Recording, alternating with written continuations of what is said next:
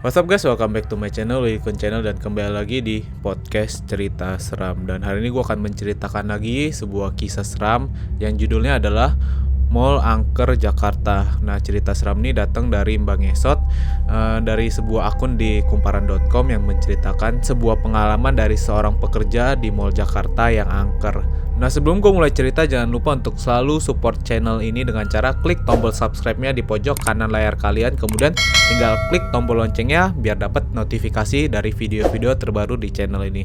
Kemudian kalau kalian mendengarkan podcast cerita seram, bisa langsung support juga dengan klik tombol following ya guys. So, kita langsung aja masuk ke cerita seram pada hari ini. Namaku Inun, aku tuh dari desa. Setelah lulus SMA, aku tidak punya biaya untuk kuliah. Maklumlah, orang tuaku hanya seorang petani dan mereka berdua sudah lanjut usia. Sebenarnya, Abah mau jual kebun untuk biaya pendaftaran kuliahku. Tapi aku tidak sampai hati kalau Abah harus menjual kebun satu-satunya demi aku. Oh iya, aku punya 2 kakak, 1 perempuan dan 1 lagi laki-laki. Mereka semua sudah berkeluarga dan tinggal jauh dari desa. Melihat keadaan orang tuaku, aku memutuskan untuk kerja saja di Jakarta. Kerja apapun asal halal. Syukur-syukur kalau aku bisa menyisihkan uang untuk biaya kuliah. Sore itu gerimis mengguyur desaku. Bi Risma berkunjung ke rumah. Dia adalah bibiku. Katanya ada lowongan pekerjaan di Jakarta tempatnya bekerja. Jadi pelayan di sebuah restoran. Tentu saja aku senang dan langsung menerima tawaran itu. Abah dan Abu juga mengizinkan aku untuk pergi ke Jakarta. Apalagi kalau yang mengajaknya adalah bibiku sendiri. Kalau gaji lumayanlah, 2.500.000 per bulannya. Tapi itu juga bisa naik kalau Inun kerjanya bagus, Bi Risma menjelaskan pada kedua orang tuaku. Aku menyuguhkan teh hangat ke hadapannya. Dia duduk di atas kursi plastik, sementara kedua orang tuaku duduk di kursi panjang yang terbuat dari bambu. Walau rumahku sudah dibangun menggunakan tembok, tapi lantainya masih tanah. Kami belum ada dana untuk melanjutkan pembangunan. Jadinya di dalam rumah, kami harus menggunakan sendal. Inun nanti tinggal sama kamu, tanya Abah. Iya, nanti tinggal sama Risma aja bah, kebetulan kontrakan Risma luas. Kebetulan bibiku menjanda. Dia diceraikan suaminya setahun lalu. Suaminya selingkuh dengan janda kaya di desa sebelah. Terpaksa, Bi Risma harus merantau ke Jakarta demi menafkahi anaknya yang masih bayi. Iya, Ambu mah titip kalau Inun masuk angin tolong dikerikin aja ya. Dia udah biasa kok dikerikin orangnya. Tenang saja Mbu, Risma dari dulu sudah anggap Inun ini adik Risma sendiri. Bi Risma tersenyum. Diminum Bi tehnya, kataku. Besoknya aku pamit. Berat rasanya meninggalkan kedua orang tuaku yang sudah tua. Tapi bagaimana, aku harus bekerja agar bisa kuliah. Sebelum berangkat, Abah membekaliku sebuah jimat. Katanya buat jaga-jaga saja. Jimat itu sebesar koin 500-an dan dibungkus dengan kain warna hitam. Abah menyuruhku untuk menyelipkannya di dalam dompet. Aku manut saja apa kata Abah. Saat itu belum ada KRL jalur Rangkas Bitung ke Jakarta. Aku dan Bibi masih naik kereta api biasa yang dipadati penumpang. Bukan hanya penumpang yang berjubel, tapi juga banyak para pedagang asongan, pengemis, preman, atau bahkan copet. Dulu itu kereta api menjadi lapak basah bagi para penjahat. Kejahatan seksual dan pencopetan pasti terjadi setiap hari. Untung saja, aku dan Bibi ke bagian tempat duduk. Kami duduk di dekat jendela. Dari jendela kereta itu, terlihat hamparan sawah membentang, pohon-pohon berjejer di pinggiran rel. Lamunanku melayang pada masa-masa SMA. Tidak terasa ternyata takdir melemparkanku ke Jakarta. Inun, tiba-tiba Bi Risma membuyarkan lamunanku. Iya Bi, mau es, kata bibiku. Kulihat pedagang es teh manis asongan berdiri di samping tempat dudukku. Mau Bi? 2 ya bang, kata Bibi pada pedagang itu. Selang 1 jam, kami tiba di stasiun Tanah Abang.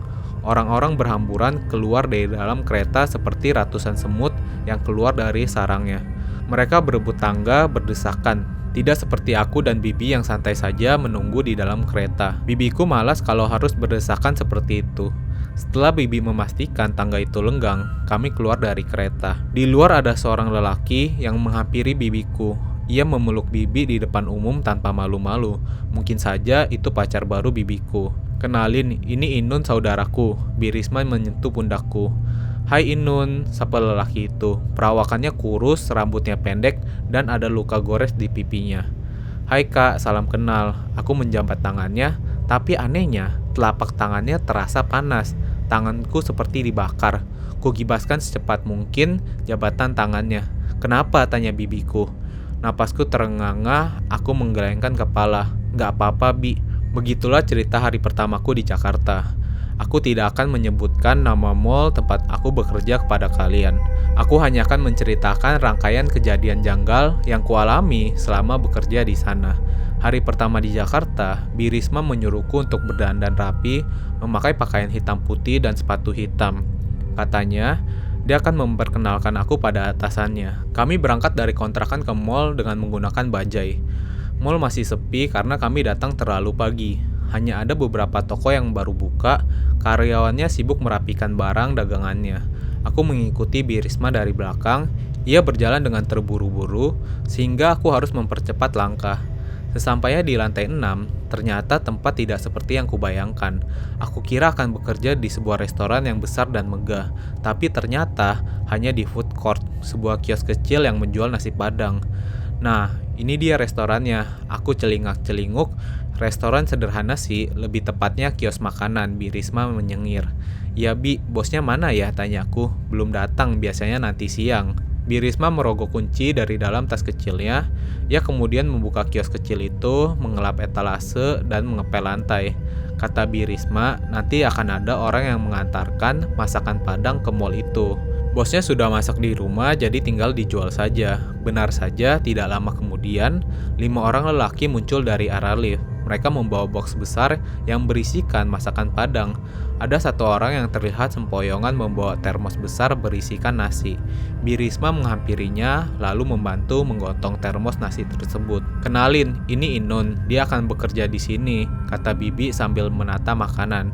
"Hai Inun." "Wah, Mbak Risma, kalau gitu saya bakal sering mampir ke sini," goda seorang lelaki kurus berambut keriting. "Hus, jangan macem-macem sama saudaraku ya," bentak Bi Risma. "Oh, saudaranya Mbak Risma toh," ujar lelaki bertubuh tambun. "Ya sudah, kami pamit deh. Semangat Inun kerjanya." "Iya, terima kasih," kataku sambil malu-malu menatap mereka. "Inun, nanti akan ada Tio, dia bekerja di sini juga," kata Bi Risma. "Oh iya Bi." Tak lama kemudian, Tio datang. Ia mengenakan jaket hitam, celana levis panjang, sepatu Converse, dan tas kecil yang diselempangkan di depan dadanya. Dari wajahnya aku bisa menebak umurnya mungkin kisaran 23 tahun. Tubuhnya kurus, kulitnya sawo matang. Dia menjabat tanganku dengan ramah untuk berkenalan. Semakin siang, mall semakin ramai. Kebetulan hari pertamaku masuk kerja adalah hari Minggu. Aku dan Tio membantu membawakan pesanan ke pelanggan, sedangkan Bi Risma sibuk menyajikan pesanan pelanggan. "Inun, bos nggak bisa datang hari ini, mungkin besok, soalnya dia lagi sibuk." "Oh iya Bi, nggak apa-apa," kataku. Hari pertama yang sangat melelahkan, tepat jam 9 malam, dagangan kami ludes. Bi Risma sibuk menghitung penghasilan hari ini, sedangkan Tio asik bermain game di pojok. Aku bersiap untuk pulang. "Inun, nanti ada yang nganterin makanan lagi," kata Bi Risma. "Besok." "Sekarang," kata Bi Inun. "Kan pelanggan udah sepi Bi, mallnya juga udah mau tutup. Kita punya pelanggan tetap, sebentar lagi juga datang," kata Bibi. 5 orang lelaki yang tadi pagi membawa makanan datang lagi. Kali ini porsinya lebih besar. Aku heran siapa pelanggan tetap yang dikatakan Bi Risma. Setelah menyerahkan makanan kepada Bi Risma, lelaki itu langsung pamit. "Nah, itu pelanggan kita." Dari arah lift kulihat rombongan anak muda, mungkin 50 orang atau lebih. Aku tidak bisa menghitungnya. Mereka semua memesan nasi padang. Aku, Bi Risma, dan Tio kewalahan melayaninya. Mereka berisik, tertawa, dan mengobrol hal-hal yang tidak ku mengerti. Dagangan kami ludes, setelah makan mereka langsung pamit. "Mereka siapa Tio?" "Pelanggan setia kita, anak-anak gaul Jakarta." Setelah membereskan piring, akhirnya Bi Risma menutup kios. Tio pamit duluan, sedangkan aku kebelet pipis dan langsung lari ke toilet. Mall sudah sepi, kios-kios sudah tutup. Keluar dari toilet, aku tidak melihat Bi Risma. Kios nasi padang tempatku kerja sudah tutup, mungkin Bi Risma sudah turun duluan. Pikirku seperti itu. Aku beranjak ke lift, lalu memencet tombolnya. Pintu lift perlahan terbuka. Liftku melewati lantai demi lantai hingga akhirnya berhenti di lantai 2. Ada seseorang yang hendak naik lift. Pintu perlahan terbuka. Seorang perempuan berseragam hijau masuk ke dalam lift. Dia pasti pegawai mall itu juga, pikirku. Sebelum sampai di tujuan, lift tiba-tiba berhenti. Aku memencet-mencet tombolnya. tapi tetap tidak mau jalan. Wanita di sampingku duduk di pojok sambil memeluk dengkulnya. Dia terlihat sangat ketakutan. "Mbak bawa HP?" tanyaku. Dia menggelengkan kepalanya. "Tolong!" Aku berteriak menggendor-gendor pintu lift. Setelah berteriak cukup lama, aku akhirnya menyerah kemudian duduk di samping wanita itu. "Tenang, kita pasti keluar," kataku ragu-ragu. "Kamu tinggal di mana?" tanyaku. "Aku tinggal di sini," jawabnya singkat. "Hah? Di sini?" Ia mengangguk. Tiba-tiba lift bergerak, aku bangkit sambil bersorak gembira. Setelah tiba di lantai dasar, kulihat Bi Risma dan seorang lelaki berseragam satpam berdiri di hadapan lift.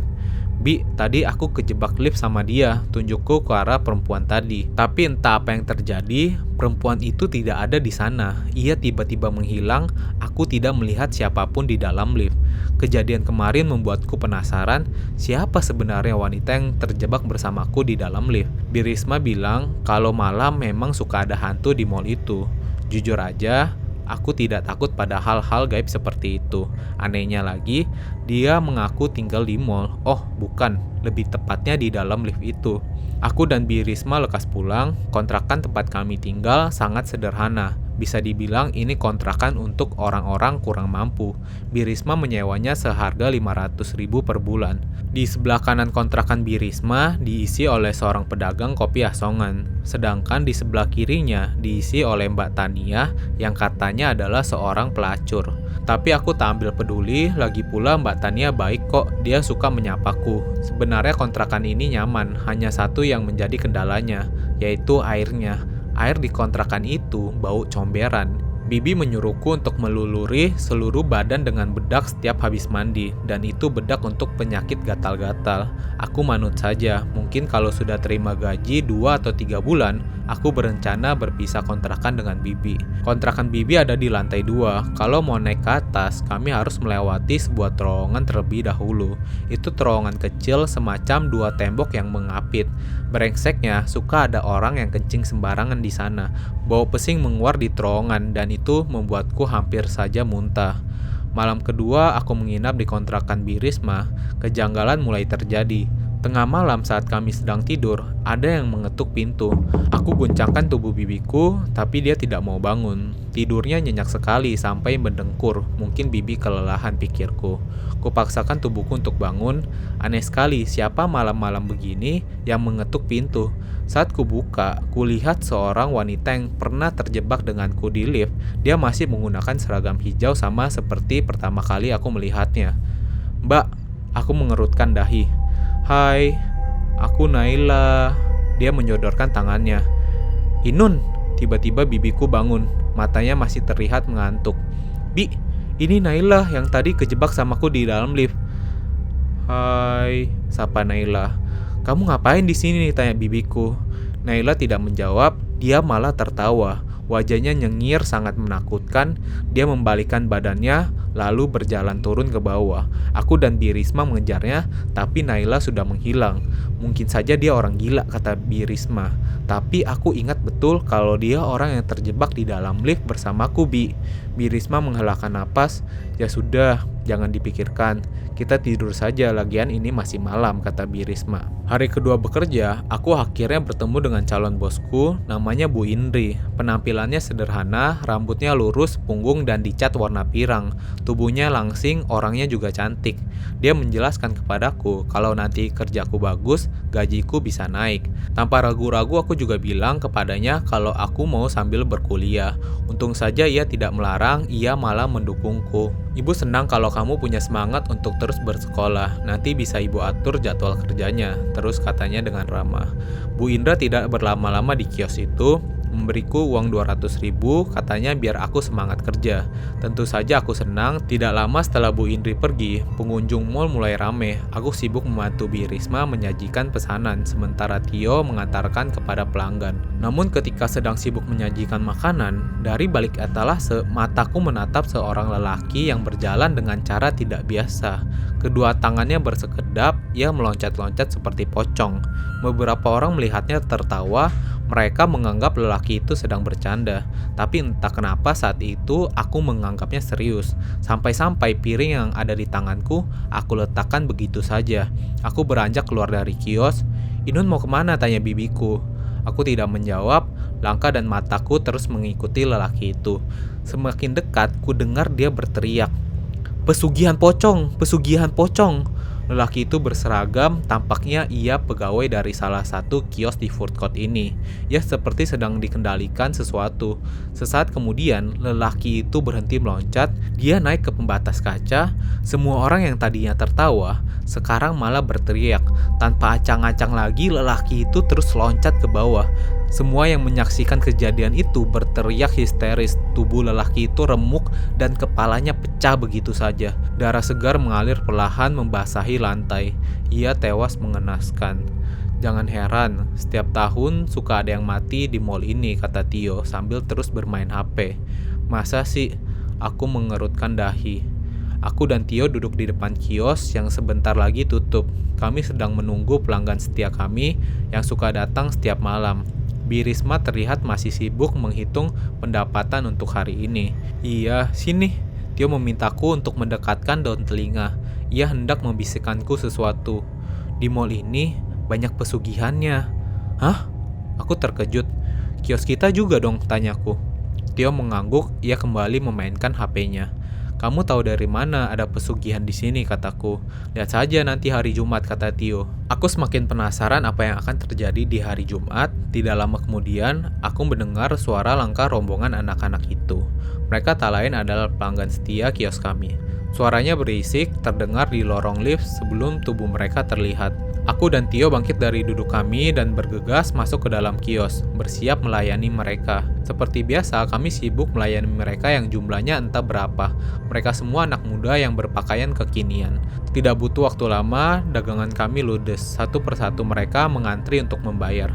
Aku membantu Bi Risma untuk menghitung harga per porsi, sedangkan Tio membereskan meja makan. Setelah semuanya selesai, mereka langsung pergi. Di hari Jumat, seperti yang dikatakan Tio, kalau aku akan menyaksikan sebuah bukti kalau di dalam mall ini ada pesugihan. Sebelum kios tutup, tidak biasanya Bu Indri datang. Ia menanyakan pendapatan hari ini, juga kami masing-masing diberikan Rp300.000. "Ini buat jajan," kata Bu Indri sambil tersenyum. Aku, Tio, dan Bi Risma menerimanya dengan senang hati. Setelah menerima uang itu, Bi Risma langsung mengajakku pulang tanpa menutup kios terlebih dahulu. Aku manut saja tanpa banyak tanya. Sementara Tio mencolek lenganku, ia memberikan isyarat untuk tidak pulang dan melihat apa yang akan dilakukan Bu Indra di dalam kios. Kebetulan sekali saat kami sedang menunggu lift, handphone Bi Risma berbunyi. Itu jelas dari pacarnya. Lelaki itu sudah menjemputnya di bawah. Mereka akan jalan-jalan. Bi Risma menyuruhku untuk pulang sendiri. Aku mengiyakannya. Setelah sampai di lantai dasar dan melihat bibiku pergi dengan pacarnya, aku dan Tio naik lagi ke atas. Anehnya, ada beberapa kios yang tadinya sudah tutup, sekarang dibuka kembali. "Lihat, kios-kios yang buka itu." Tio menunjukkan ke jajaran kios. "Pemiliknya lagi sajenan," lanjut Tio. "Sajenan untuk apa?" "Penglaris," jawabnya singkat. Kami perlahan mendekati kios tempat kami bekerja. Pelan-pelan kuintip dari balik dinding kios. Sayangnya, aku tidak dapat melihat Bu Indri karena terhalang oleh meja kasir. Tapi, tak lama kemudian, aku mendengar ketawa seorang anak kecil dari dalam kios, juga langkah kaki yang berkeliaran di dalam. "Inun, lihat itu." Tio menepuk pundakku. Ia menunjukkan ke arah salah satu kios yang jaraknya tidak jauh dari kami. Tidak sengaja aku menjerit ketakutan lantaran ada sebuah kios makanan yang dipenuhi oleh pocong. Entah berapa jumlah pocong di dalam kios itu. Pocong-pocong itu berjejeran memenuhi ruangan. "Hus, jangan berisik, nanti ketahuan," kata si Tio. Tio panik, dia menarik lenganku, mengajak pergi dari tempat itu. Namun sebelum kami pergi, tiba-tiba terdengar suara seseorang menyapa kami. "Kalian belum pulang?" Dan rupanya itu adalah suara dari Bu Indri. Nah itu dia guys, part 1 dari cerita Mall Angker Jakarta yang udah gue sampaikan ke kalian. Dan besok gue janji akan gue langsung update part 2 nya ya guys. So tetap dengerin aja podcast cerita seram dan terus nonton videonya di channel gue di Willy Kun. Oh ya, gue juga mau ingetin kepada kalian kalau kalian punya cerita seram atau pengalaman gaib yang mau kalian share di podcast cerita seram, bisa langsung DM Instagram gue di Willy Kun. Nanti cerita kalian akan gue share dan gue ceritakan ulang di podcast cerita seram. So thank you guys for watching this video dan selalu bersama di podcast cerita seram. See you guys in the next video.